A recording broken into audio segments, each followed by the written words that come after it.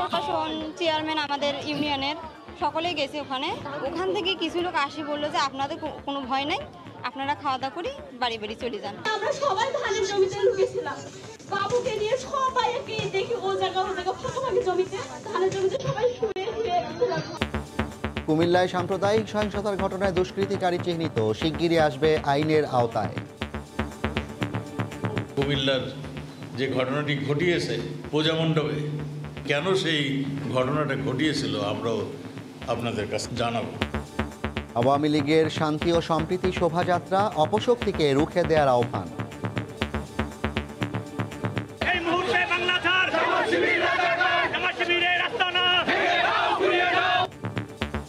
স্বাধীনভাবে ধর্ম পালন করবেন, কেউ বাড়াবাড়ি করবেন না, হুঁশিয়ারি প্রধানমন্ত্রী। বললেন, জিয়াউর রহমান শুধু বঙ্গবন্ধু খুনে নয়, জড়িত হাজার হাজার সেনা হত্যায়ও। পুরনো ছবি ও ফুটেজ ব্যবহার করে সাম্প্রদায়িক সহিংসতা ছড়িয়ে দিচ্ছে একটি মহল। পোস্ট বা শেয়ার দেওয়ার আগে সতর্ক হওয়ার আহ্বান, পড়তে হতে পারে আইনি জটিলতায়।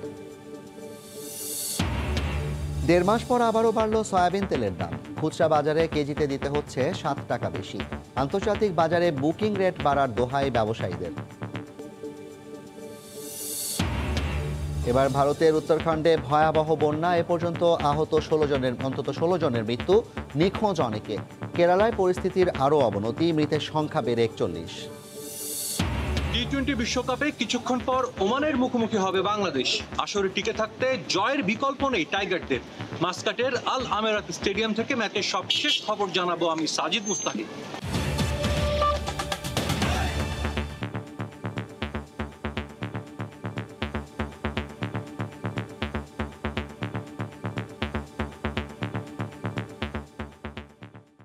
রোববার রাতে ঘটে যাওয়া ঘটনার বর্ণনা দিতে গিয়ে কান্নায় ভেঙে পড়লেন রংপুরের পীরগঞ্জের মাঝিপাড়ার কুলোবালা পূর্ণিমারা। তারা জানান, একদিকে ঘরের সব জিনিসপত্র গরু ছাগল লুটে নিয়ে বাড়িঘরে আগুন দিয়েছে, আরেকদিকে ছোট ছোট শিশুদের নিয়ে ধান খেতে লুকিয়ে প্রাণ বাঁচিয়েছেন অনেকে। গর্ভবতী নারীরাও রেহাই পাননি। আজ ঘটনাস্থল পরিদর্শনে গেলে রাজনৈতিক নেতৃবৃন্দের কাছে ওই দিনের অভিজ্ঞতা তুলে ধরেন তারা। শাকিল মাহমুদের ক্যামেরায় রতন সরকারের রিপোর্ট। রোববার রাতে ঘটে যাওয়া রোমহর্ষক ঘটনার বর্ণনা দিতে গিয়ে এদেশ ছেড়ে যেতে না চাওয়ার আকুতি জানালেন মাঝিপাড়ার কুলোবালা পূর্ণিমারা। তারা জানান, একদিকে ঘরের সব জিনিসপত্র গরু ছাগল লুটে নিয়ে বাড়িঘরে আগুন দিয়েছে, আরেকদিকে ছোট ছোট শিশুদের নিয়ে ধান খেতে লুকিয়ে প্রাণ বাঁচিয়েছেন অনেকে।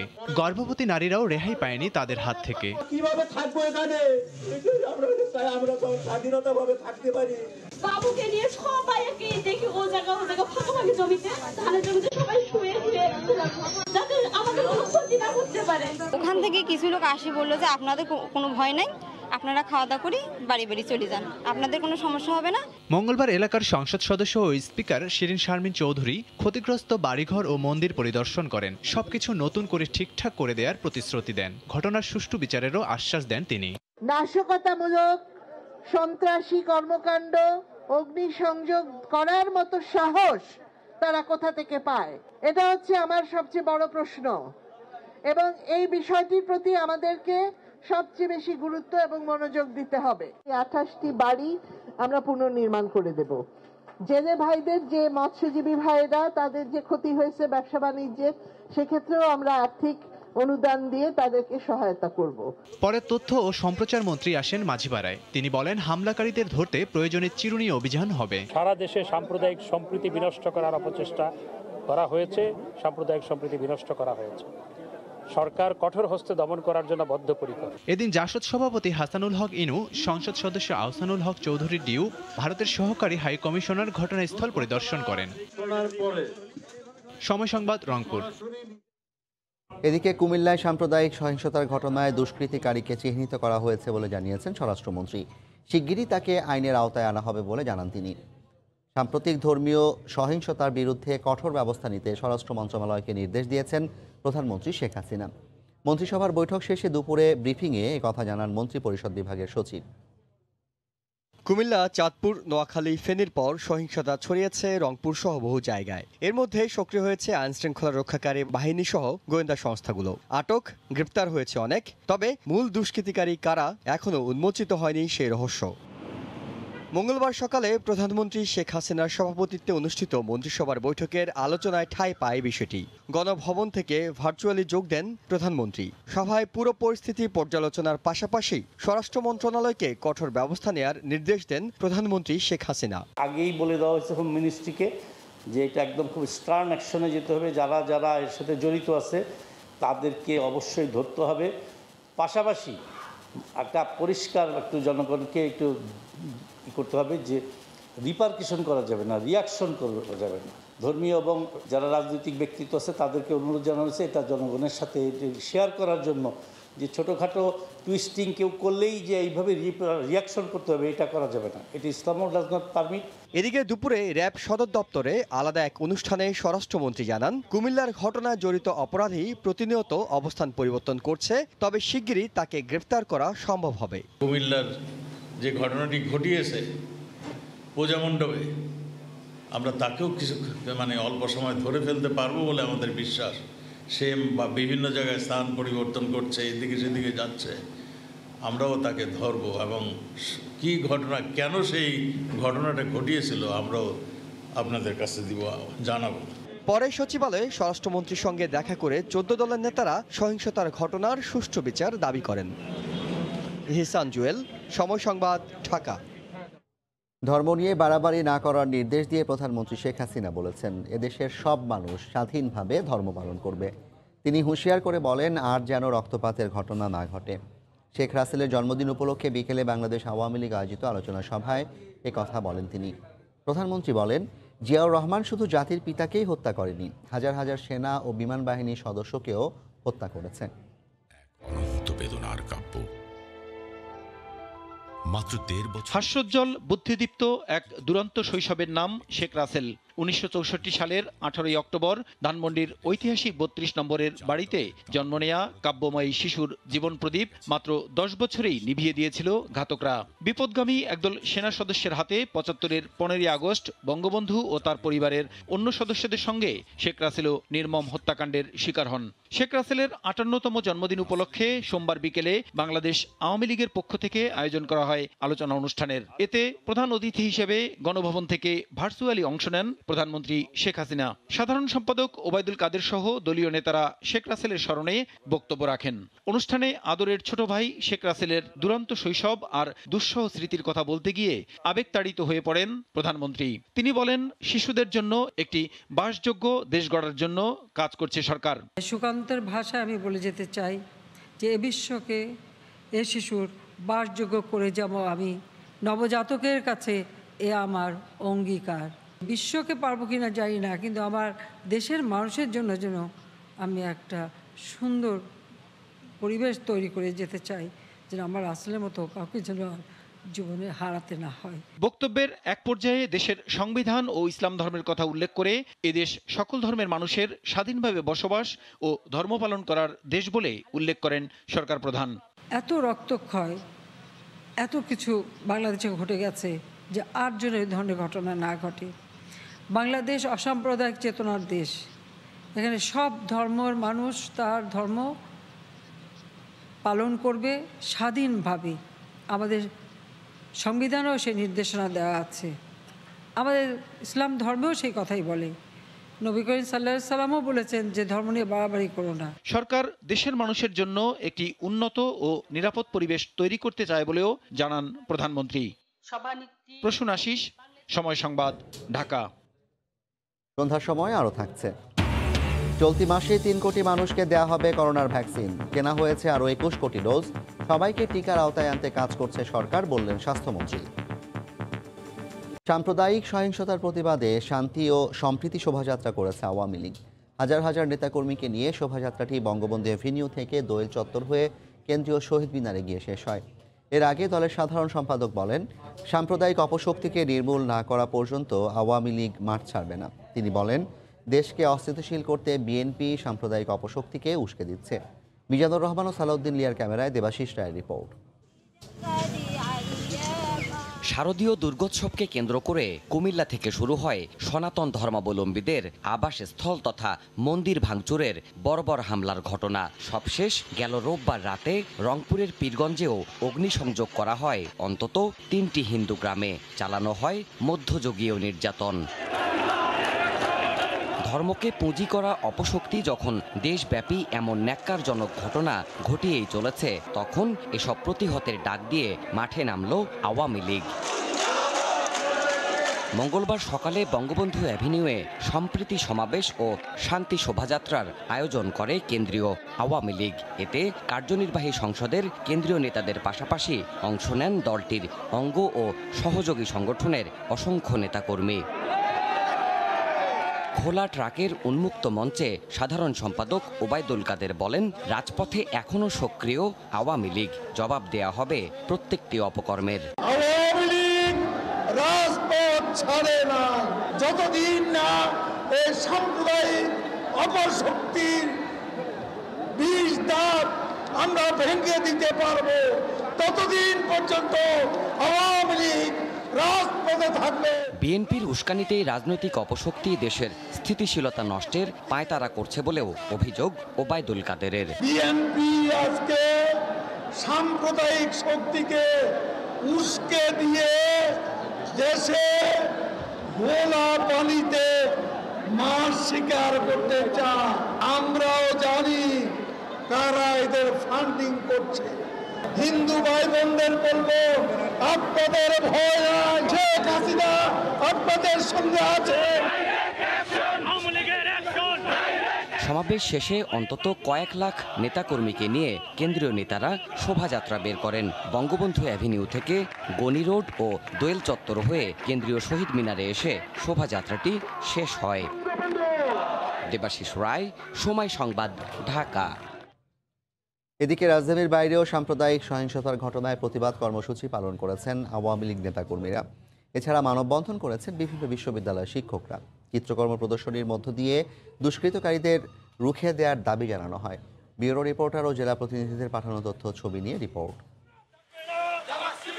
সাম্প্রদায়িক সম্প্রীতির নষ্টের চেষ্টা ও সহিংসতার ঘটনায় দেশজুড়ে প্রতিবাদ সমাবেশ করে বিভিন্ন সংগঠন। অতীতের মতো এবারও সব ধরনের সহিংসতা শক্ত হাতে প্রতিহত করার হুঁশিয়ারি আওয়ামী লীগ নেতাকর্মীদের। হামলার ইন্ধনদাতাদের খুঁজে বের করার জোরালো দাবি সমাবেশকারীদের। সনাতন ধর্মাবলম্বীদের ওপর নাশকতার প্রতিবাদে মঙ্গলবার বিকেলে চট্টগ্রামে শোভাযাত্রা বের করে দক্ষিণ জেলা আওয়ামী লীগ। সহিংসতার পেছনে কুশীলবদের জনসম্মুখে হাজির করার দাবি নেতাকর্মীদের। দেশব্যাপী অপ্রীতিকর ঘটনার প্রতিবাদে মঙ্গলবার বিকেলে বরিশালে জেলা ও মহানগর আওয়ামী লীগ সম্প্রীতি শোভাযাত্রা করে। বৃষ্টি উপেক্ষা করে বিক্ষোভ সমাবেশে জমায়েত হন নেতাকর্মীরা। এদিকে কেন্দ্রীয় কর্মসূচির অংশ হিসেবে রাজশাহীতে বিভিন্ন অঙ্গ ও সহযোগী সংগঠনের নেতাকর্মীরা বিক্ষোভ সমাবেশ করেন। বক্তারা বলেন, লন্ডনে বসে তারেক রহমানের ইশারায় এমন সাম্প্রদায়িক বিষ বাষ্প ঘটিয়ে ক্ষমতায় আসতে চায় বিএনপি। বিকেলে ময়মনসিংহ নগরীর রেলওয়ে কৃষ্ণচূড়া চত্বরে মানববন্ধনে অংশগ্রহণকারীর নেতাকর্মীরা জড়িতদের দৃষ্টান্তমূলক শাস্তি দাবি করেন। সংখ্যালঘু সম্প্রদায়ের ওপর হামলা চালিয়ে দেশকে অস্থিতিশীল করার ষড়যন্ত্র মোকাবিলায় সবাইকে ঐক্যবদ্ধ হওয়ার আহ্বান জানান। এছাড়াও সাম্প্রদায়িক অপশক্তির বিরুদ্ধে সম্মিলিত প্রতিরোধ গড়ে তুলতে মাগুরায় মানববন্ধন হয়। এছাড়াও জ্বালাও পোড়াইয়ের এই ষড়যন্ত্রকে কোনোভাবে সফল হতে দেয়া হবে না জানিয়ে প্রতিবাদ সমাবেশ হয় কুড়িগ্রাম ও নেত্রকোনায়। লাবিব হাসান, সময় সংবাদ। সাম্প্রদায়িক সহিংসতা বন্ধ ও দোষীদের গ্রেফতারের দাবিতে প্রতিবাদ কর্মসূচি পালন করেছেন ঢাকা বিশ্ববিদ্যালয়ের শিক্ষক শিক্ষার্থীরা। বিক্ষোভ করেছে কয়েকটি ছাত্র সংগঠনও। প্রতিবাদী এই কণ্ঠ জানান দিচ্ছে জাতি ধর্ম বর্ণ নির্বিশেষে মানব ধর্মের কথা। মঙ্গলবার বিকেলে রাজধানীর পল্টন মোড় থেকে সাম্প্রদায়িক শক্তিকে রুখতে সরকারের প্রতি আহ্বান জানিয়ে সম্প্রীতির মিছিল বের হয়। অসাম্প্রদায়িক চেতনায় জন্ম নেওয়া বাংলাদেশে ধর্মান্ধদের সহিংসতায় জড়িতদের দৃষ্টান্তমূলক শাস্তির দাবি জানানো হয়। এটা আমাদের একটা সম্প্রীতির মিছিল হিসেবে আপনি ধরতে পারেন, যেটা মৌলবাদীর গায়ে একটা চপেটাঘাতের মতো। সারা দেশব্যাপী যে সাম্প্রদায়িক হামলা তা রুখবার জন্য আমাদের এই প্রতিবাদ ও সংহতি মিছিল। আমরা চাই শীঘ্রই যেন আমাদের নিরাপত্তা নিশ্চিত করা হয়। যাদেরকে আপনারা হিন্দু বলছেন, খ্রিস্টান বলছেন, এরা আমার ভাই। একজন নাগরিকের উপরও যদি কোনো ধরনের হামলার ঘটনা ঘটে, আমরা তরুণ প্রজন্ম চুপ করে বসে থাকবো না। বিকেলে শাহবাগে জাতীয় জাদুঘরের সামনে একই দাবিতে বিক্ষোভ সমাবেশ করেন কবি, সাহিত্যিক, শিল্পী, সাংবাদিক সহ বিভিন্ন পেশার মানুষ। বিচারহীনতার সংস্কৃতিকে দায়ী করে মুক্তিযুদ্ধের চেতনায় পাঠ্যপুস্তক সংস্কার সহ ৮ দফা দাবিও তুলে ধরেন বক্তারা। যারা নাসিরনগর ঘটিয়েছে, যারা সুনামগঞ্জের শাল্লা ঘটিয়েছে, প্রত্যেকে তাদের ঘটনা বারবার ঘটাচ্ছেন। আমরা সর্বধর্মের মিলনে সর্বময় শান্তির একটা বাংলাদেশ চাই। অসাম্প্রদায়িক শিক্ষা কারিকুলাম চলো, তাহলে এই দেশে এই সমস্যাগুলো ঘটবে না। আবার আমাদের মুক্তিযুদ্ধের বাংলাদেশকে ফিরে আনি, যেখানে ধর্মের নামে কোনো হানাহানি হবে না, কোনো বৈষম্য থাকবে না।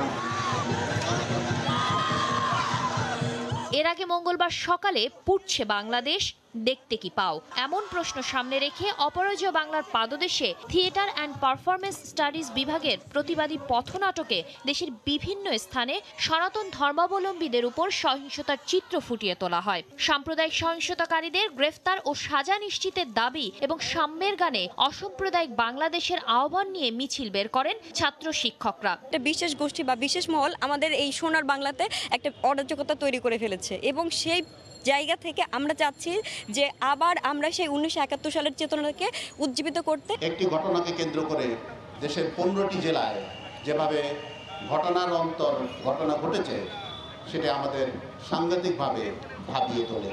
কোনো অবস্থাতেই এই সমস্ত সন্ত্রাসীদেরকে মাথা দাঁড়ানোর জন্য কোনো সুযোগ দেব না।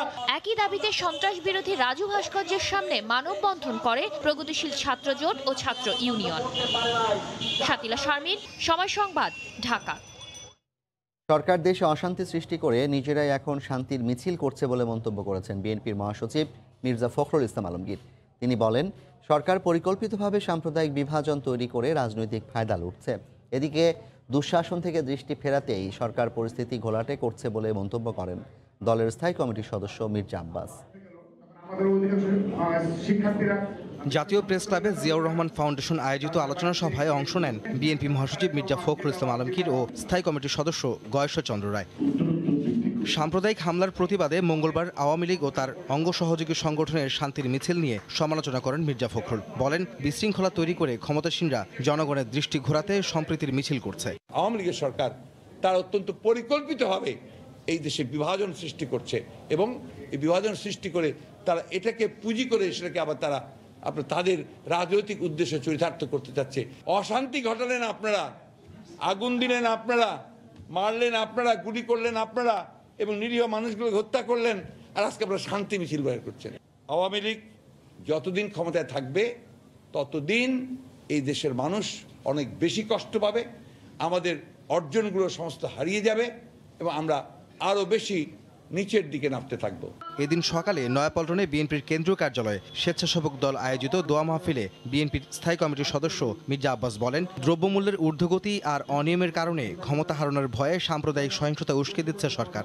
এই দেশটাকে উচ্ছন্ন দেওয়ার জন্য আজকে এরা এই দৃষ্টি অন্যদিকে দেওয়ার জন্য আজকে সাম্প্রদায়িক দাঙ্গা সৃষ্টি করছে। অন্যদিকে রাজধানীর ধানমন্ডিতে গণস্বাস্থ্য কেন্দ্রে এক সংবাদ সম্মেলনে ডাক্তার জাফরুল্লাহ চৌধুরী বিএনপির উদ্দেশ্যে বলেন, লন্ডনের নির্দেশের অপেক্ষায় বসে না থেকে সাধারণ মানুষের পাশে দাঁড়াতে হবে দলটিকে। প্রতিটি জায়গায় তাদেরকে যাওয়ার জন্য আমি আহ্বান করছি। আহমেদ সালেহিন, সময় সংবাদ, ঢাকা। পুরনো ছবি ও ভিডিও ফুটেজ ব্যবহার করে সাম্প্রদায়িক সহিংসতা ছড়িয়ে দিচ্ছে একটি মহল। বিশেষজ্ঞরা বলছেন, সামাজিক মাধ্যমে পোস্ট বা শেয়ার দেওয়ার আগে সতর্ক হতে হবে, না হলে পড়তে হতে পারে আইনি জটিলতায়। রংপুরের পীরগঞ্জে হিন্দু বাড়িতে আগুন দেওয়ার একটি ভিডিও ঘুরছে সামাজিক যোগাযোগ মাধ্যমে। সেই ভিডিও থেকে স্ক্রিনশট নিয়ে ছড়িয়ে দিচ্ছে বিভিন্ন গ্রুপ। তথ্য যাচাই করে দেখা গেছে, আগুনের ভিডিওটি রংপুরের নয়, ভারতের ত্রিপুরার। গত 12 অক্টোবর ত্রিপুরার কমলপুরের মরাছড়া এলাকায় পূজা মণ্ডপ ও দোকানপাটে আগুন লাগার ঘটনা এটি। জমি জমা নিয়ে বিরোধের জেরে রাজধানীর মিরপুরের পল্লবীতে ধারালো অস্ত্র দিয়ে কুপিয়ে হত্যা করা হয় শাহিন নামে একজনকে। এ ঘটনায় 3 আসামিকে গ্রেফতারও করা হয়েছে। অথচ এই ভিডিওটিকেই নোয়াখালীর যতন সাহাকে হত্যার দৃশ্য বলে বিভ্রান্তি ছড়াচ্ছে একটি মহল।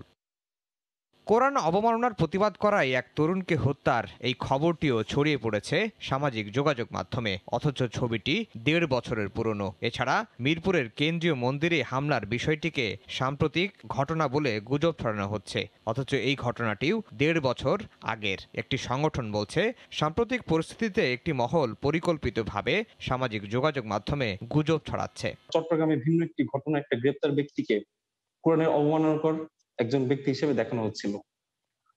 এটা আমরা ধরেছি কোরআনকে বাঁচাতে গিয়ে বা কোরআনের জন্য একজন দিন ভাই মারা গেলেন বা জীবন দিলেন, কিন্তু পরবর্তীতে সেই রক্তাক্ত ছবিটি আমরা যখন গুগল রিভার্স ইমেজ সার্চে দিয়ে পরীক্ষা করলাম, আমরা দেখতে পেলাম যে সেটা আসলে ফেসবুকে পুরনো একটি ছবি।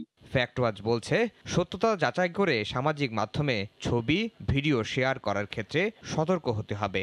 এজন্য সহায়তা নিতে হবে তথ্য প্রযুক্তির। কোনো কিছু পোস্ট করার আগে, লেখার আগে অবশ্যই যাচাই বাছাই করে লেখা উচিত এবং শেয়ার করার আগে অবশ্যই চিন্তা করা উচিত কেউ কিন্তু নিয়ন্ত্রণের বাইরে না।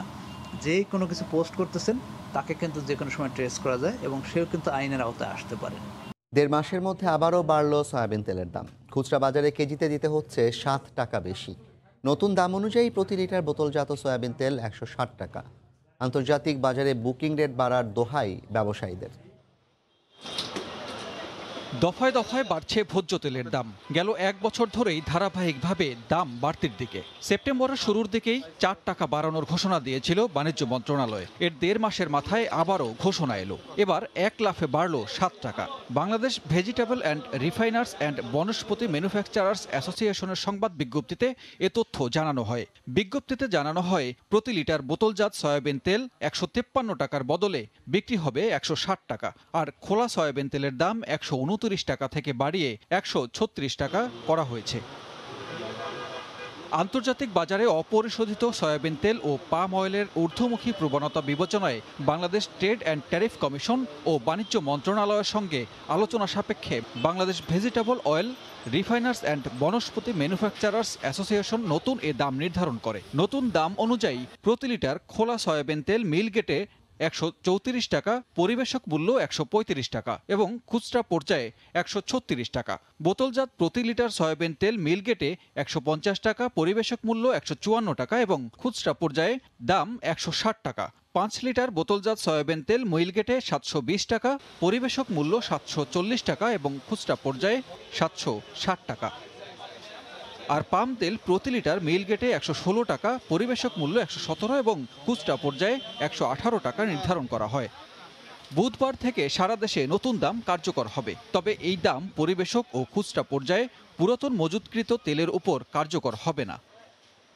বাণিজ্য মন্ত্রণালয়ের তথ্য মতে বছরে 20 লাখ টন ভোজ্য তেলের চাহিদা রয়েছে। এর মধ্যে দেশে উৎপাদিত সরিষা, সূর্যমুখী সহ অন্যান্য তেল বীজ থেকে 2 লাখ টন যোগান পাওয়া যায়, বাকিটা আমদানি নির্ভর। সানবীর রূপল, সময় সংবাদ, ঢাকা। চলতি মাসে 3 কোটি মানুষকে দেয়া হবে করোনার ভ্যাকসিন। এছাড়া আরও 21 কোটি ডোজ টিকা কেনা হয়েছে বলে জানিয়েছেন স্বাস্থ্যমন্ত্রী। সবাইকে টিকার আওতায় আনতে সরকার কাজ করছে বলেও জানান তিনি। বিকেলে রাজধানীর মহাখালীর শেখ রাসেল গ্যাস্ট্রোলিভার হাসপাতালে এক অনুষ্ঠানে তিনি একথা বলেন। আমরা প্রায় 6 কোটি ডোজ ভ্যাকসিন প্রায় আমরা দিয়ে ফেলেছি।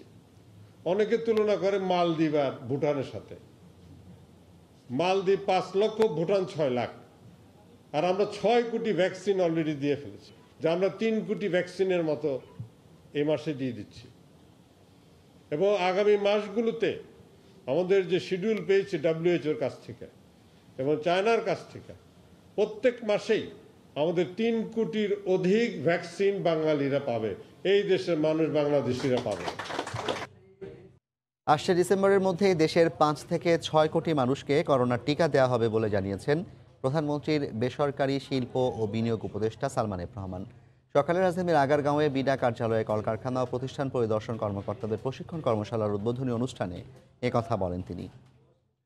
সংসদেও কিন্তু বিরোধী দলের অনেক সমালোচনা শুনতে হয়েছে। সেটা হলে আমাদের ভ্যাকসিনেশন টিকা নিয়ে ডিসেম্বরের মাসের মধ্যে আপনার প্রায় 5 কোটি থেকে 6 কোটি মানুষের কিন্তু টিকা কমপ্লিট হয়ে যাবে। আমার এখানে 27,000 লোক মারা গেছে, তো আমেরিকাতে তাহলে সেই হিসাবে 50,000 লোক বা 60,000 লোক মারা যাওয়া উচিত। 5.5 লক্ষ লোক মারা গেছে আমেরিকা। দুর্যোগপূর্ণ আবহাওয়ায় 3 দিন আটকে থাকার পর প্রবালদ্বীপ সেন্ট মার্টিন থেকে টেকনাফে ফিরেছেন 3 শতাধিক পর্যটক। দুপুরে তারা টেকনাফে পৌঁছান। আটকে পড়া পর্যটকরা অবৈধভাবে ছোট ছোট নৌযানে করে সেন্ট মার্টিন গিয়েছিলেন। অবৈধ নৌযানের বিরুদ্ধে ব্যবস্থা নেওয়ার কথা জানিয়েছে প্রশাসন। বিস্তারিত জানাচ্ছেন সুজাউদ্দিন রুবেল। বৈরী আবহাওয়া কেটেছে, তাই 3 দিন ধরে সেন্ট মার্টিনে আটকে পড়া পর্যটকরা দ্বীপ ছেড়েছেন। মঙ্গলবার সকাল 8টায় সেন্ট মার্টিন জেটি থেকে কাঠের ট্রলারে করে টেকনাফের উদ্দেশ্যে রওনা হন তারা। গেল কদিন দুর্যোগপূর্ণ আবহাওয়ার কারণে টেকনাফ সেন্ট মার্টিন রুটে নৌযান চলাচল বন্ধ থাকায় দ্বীপে আটকা পড়ে 3 শতাধিক পর্যটক। তারা সবাই ট্রলারে করেই সেন্ট মার্টিন ভ্রমণে গিয়েছিলেন। 3 দিন আমরা বন্দী ছিলাম সেন্ট মার্টিনে। আবহাওয়ার কাছে নথি স্বীকার করেছিলাম, তাও এখন যদি ফিরতে পারছি জেনে ভালো লাগছে। পরিস্থিতি কিছুটা স্বাভাবিক হলে মঙ্গলবার সকালে ট্রলার চলাচলের অনুমতি দেয় প্রশাসন। এরপর 10টি ট্রলারে করে পর্যটকরা নিরাপদে টেকনাফ ফিরেছেন। 10টা ট্রলারের মাধ্যমে 215 জন মতো পর্যটক ভাইরা এখানে টেকনাফে ভালো মতো পৌঁছে গেছে। উপজেলা প্রশাসন জানিয়েছে টেকনাফ সেন্ট মার্টিন নৌ রুটে চলাচলকারী অবৈধ নৌযানের বিরুদ্ধে ব্যবস্থা নেওয়া হবে। সেন্ট মার্টিনে যাতায়াতের জন্য যে অবৈধভাবে যেসব নৌযান চলাচল করে আমরা তাদের বিরুদ্ধে ব্যবস্থা নিয়েছি। আমরা তাদেরকে জানিয়েছি এর আগে এবং তাদের চলাচল বন্ধ আছে। যদি কেউ অবৈধভাবে চালায় তাদের বিরুদ্ধে আইনগত ব্যবস্থা নেওয়া হবে। পর্যটন মৌসুমে টেকনাফ সেন্ট মার্টিন রুটে 5 মাস ধরে যাতায়াত করে 60টির বেশি পর্যটকবাহী জাহাজ। তবে এই নৌ রুটে এখনও জাহাজ চলাচলের অনুমতি দেয়নি প্রশাসন। সুজাউদ্দিন রুবেল, সময় সংবাদ, কক্সবাজার।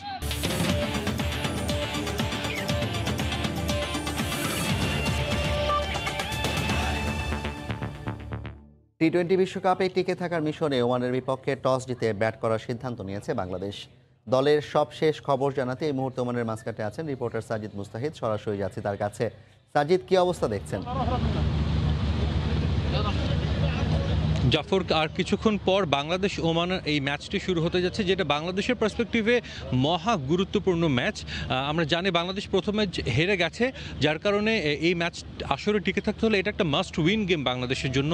এর আগে কিছুক্ষণ আগে কিন্তু স্কটল্যান্ড এবং পাপুয়া নিউগিনির ম্যাচ শেষ হয়েছে। বাংলাদেশের গ্রুপেই আছে এই দুই দল এবং বেশ ক্লোজ কিন্তু একটা ম্যাচ হয়েছে। যদিও একটা সময় মনে হচ্ছিল স্কটল্যান্ড খুব সহজেই জিতে যাবে, তবে বাংলাদেশের জন্য ভালো হয়েছে যেহেতু স্কটল্যান্ড যদি বড় ব্যবধানে জিততো তাহলে কিন্তু রান রেটের হিসেবে স্কটল্যান্ড অনেক এগিয়ে যেত। সেক্ষেত্রে যেহেতু ব্যবধানটা তাদের জয়ের কম, সেটা বাংলাদেশের জন্য কিন্তু কিছুটা লাভ হয়েছে। আজকে বাংলাদেশ এরই মধ্যে টস হয়ে গেছে, টস জিতে বাংলাদেশ ব্যাট করার সিদ্ধান্ত নিয়েছে।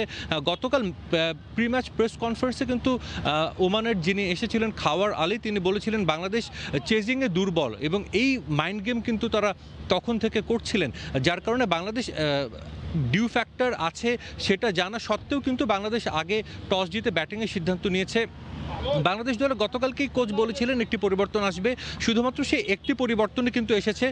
নাইম শেখ খেলছেন সৌম্য সরকারের পরিবর্তে, বাকি যারা ছিলেন গত ম্যাচের দলে তারা সবাই নিজেদের স্থান ধরে রেখেছেন। ওমান দলেও কিন্তু একটি পরিবর্তন এসেছে। গত ম্যাচে ছিলেন খাওয়ার আলী, তিনি একজন টপ অর্ডার ব্যাটসম্যান, একই সঙ্গে তিনি লেগ ব্রেক বোলিংও করেন। তার পরিবর্তে একজন পেস বলারকে নেওয়া হয়েছে। তো ওমান দলে একটা পরিবর্তন এসেছে। বাংলাদেশ কিন্তু চাইবে যে গত ম্যাচটিতে বাংলাদেশ পাওয়ার প্লে একদমই ইউটিলাইজ করতে পারেনি, মাত্র 25 রান করেছিল। আজকে ডেফিনেটলি সেখান থেকে বেটার কিছু করতে চাইবে। আর যেটা বলতে চাইবো যে এখানে আজকের ম্যাচ ঘিরে কিন্তু ওমান এবং ওমানে থাকা বাংলাদেশি দুই নাগরিকদের কিন্তু ব্যাপক আগ্রহ।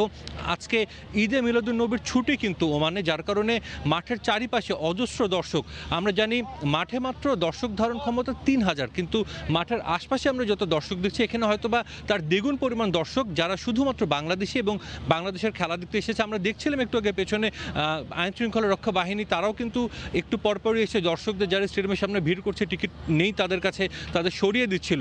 তো সবারই অনেক প্রত্যাশা, সবারই অনেক আশা যে বাংলাদেশ আজকের ম্যাচটা জিতবে এবং আসরে টিকে থাকবে। একইভাবে বাংলাদেশ যদি এই ম্যাচটা জিতে তাহলে কিন্তু রান রেটের হিসেবটাও কিন্তু বাংলাদেশের মাথায় রাখতে হবে, শুধু জিতলেই হবে না, রান রেটটাও কিন্তু আসলে মাথায় রাখতে হবে। তো আমার কাছে মাস্কাট থেকে এই ছিল সবশেষ খবর। টি-20 বিশ্বকাপে বাংলাদেশ ওমানের ম্যাচের সবশেষ খবর জানাতে আমাদের সঙ্গে যুক্ত হয়েছেন। শীর্ষ সংবাদ জানিয়ে দিচ্ছি আরেকবার।